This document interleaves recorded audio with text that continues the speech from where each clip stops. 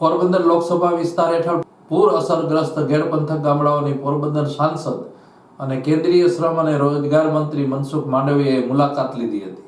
તે પહેલા કેશોદ પ્રાંત કચેરી, જિલ્લા કલેક્ટર, ડીડીઓ સહિતના જિલ્લા અને તાલુકાના તમામ શાખાના અધિકારીઓ સાથે બેઠક યોજી હતી, જેમાં ચોમાસા દરમિયાન પડતા વરસાદ, તેનો ઘેરાવો, પાણી નિકાલ માટેની વ્યવસ્થા જેમ કે નદીઓ, નાળા, ડેમમાંથી છોડાતા પાણી સહિત ભૌગોલિક પરિસ્થિતિની જાણકારી પ્રાપ્ત કરી હતી.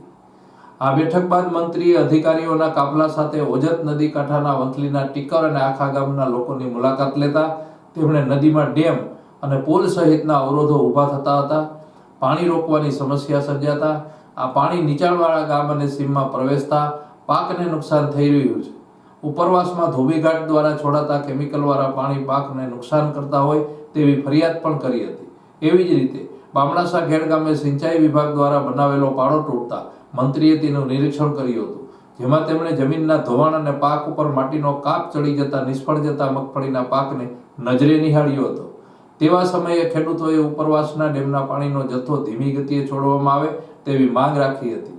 તેવા સમયે બામણાસા ગામના ખીમાનંદભાઈ કરંગિયા નામના ખેડૂતે તેની વાડીએ જવા રસ્તો ન હોય, તંત્ર રસ્તો અપાવે તેવી રજૂઆત કરતા કલેક્ટર તરફથી આશ્વાસન મળ્યું હતું.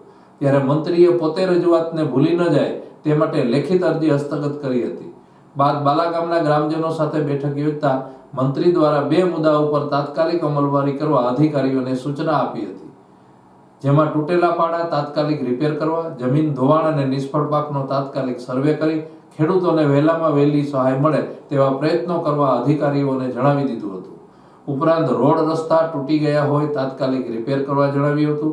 આ બેઠકનો મુખ્ય મુદ્દો એ હતો કે વર્ષોથી ઉપરવાસના વરસાદનું પાણી ઘેડ પંથકમાં વહેતા તારાજી સર્જતું હોય, આ પાણીનો કાયમી ઉકેલ આવે તેવી કાર્યવાહી કરવા સંકેત આપ્યો હતો. મારું નામ નારાયણભાઈ છે. હું આખા ગામનો વતની છું. અમે આજ મનસુખભાઈ માંડવીયા આવે એમ છે, એને અમે આપ્યું છે આ લેખિત રજૂઆત કે અમારો એક ડેમનો પ્રશ્ન મોટો છે, બરોબર. આખા બાજુ નીચી જમીન છે, એ બાજુ પાણી બધું વળી જાય કે ડેમ છે, આપણે હદડીયો ડેમ છે, એમાં ઓવારી આવીને ભરાઈ જાય એટલે સીધું આખા તરફ પાણી વળી જાય. એક આપણે પીપળાણા વાળું પુલ છે, એ રીતના જ છે કે આખા તરફ બધું પાણી આખા તરફ જ વળી જાય. તો અમારે સરકારશ્રીની રજૂઆત છે કે આ અમારું વહેલી તકે ડેમનું કરાવો, પુલનું કરાવો, પછી અમારું ધોવાણ થયું એનું કરાવો, પછી અમારા રસ્તા બધા ધોવાઈ ગયા એનું કરાવો. જ્યાં ત્યાં વખતે અમારે વાલે વખતે અમારી મગફળી 100% ફેલ જાય અને અમારે અહીં 4 નદી આવે છે, ઉબણ નદી આવે છે, પછી આપણે ઓજત નદી આવે છે, કાળવો આવે છે, અને આમાં પછી ઉપરથી પાછું અમને ભાદર નદીનું પણ પાણી આમાં કેમિકલ વાળું નાખે છે. ભાદર નદી કેનાલ થ્રુ ઉબણમાં નાખે છે અને ઉબણમાંથી ઓજતમાં આવે છે કેમિકલ. અટાણે માંડવી તમે જોવો ને તો લીલી છે, પણ તડકો આવે ને તે હુકાઈ જાય એવી છે. આ પ્રશ્ન આ ખેડૂત છે. આ પ્રશ્ન આ ખેડૂત આ 10 વર્ષથી આ ખેડૂત લડે છે. આ ખેડૂતને કોઈ સાંભળવા વાળું કોઈ નથી. વાલે વખતે એક ને એક અમારે રજૂઆત કરવાની. તમારી સાથે ટીકર ગામના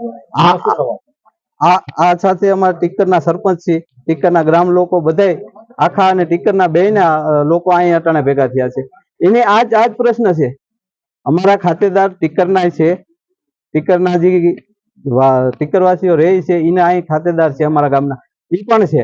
વાલે વખતે અમારે એક ને એક રજૂઆત કરવાની છે. આ સરકારે અમે રમેશભાઈ ધડુક સાંસદ હતા તો એ રજૂઆત કરેલી હતી, પછી જવાહરભાઈ ચાવડા હતા તો એ રજૂઆત કરેલી હતી. અમે 3 થી 4 વખત અમારે આખા ગામ સંપર્ક 48 કલાક પાણી એલું અહીં. અમારી માંગ એક જ છે, આ ડેમની માંગ છે. ઓલું પુલ ઊંચું કરે અને આ ડેમ અમારે અહીંથી નીકળી જવો જોઈએ. મોટી અમારે આ માંગ છે. આ ડેમ અમને જે સમયે અમારે આખા અહીંથી હજરીત કરીને હોઈ જવાની શક્યતા છે. જેમાં આ ઉપરવાસના પાણી કોઈને નુકસાન કર્યા વગર તેનો નિકાલ થાય તે રીતે વહી જાય, જૂના બંધ થયેલા વહેણ ખુલ્લા કરવા તેમજ નદી ઊંડી પહોળી કરવા 6 મહિનામાં ગામ લોકોની મદદ લઈ તમામ પ્રકારની માહિતીઓ એકઠી કરવા અધિકારીઓને જરૂરી સૂચના અને તેનો અભ્યાસ કરવા અલ્ટિમેટમ આપ્યું હતું. જેમાં મંત્રી દ્વારા દબાણ ખુલ્લા કરતી વખતે ખેડૂતોએ સહકાર આપવા આશાવાદ વ્યક્ત કર્યો હતો.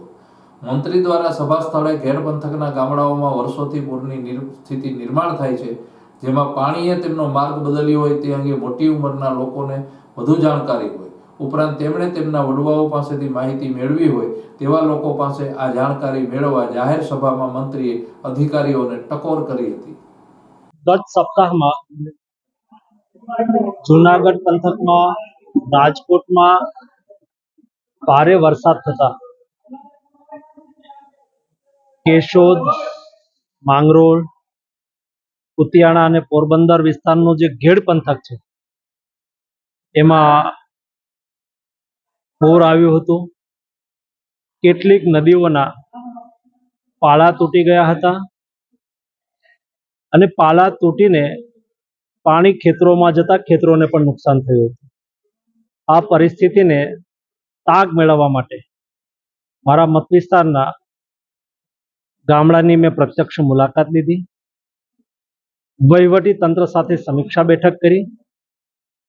તાત્કાલિક રસ્તાના મરામતના કામો, પાળા રિપેરિંગના કામો અને ફ્લડના હિસાબે કિસાનોના પાકને જે નુકસાન થયું છે એ નુકસાનીનો તાત્કાલિક સર્વે થાય અને કિસાનોને તાત્કાલિક અસરથી વળતર મળે એના માટે પણ અધિકારીઓને સૂચનાઓ આપી છે.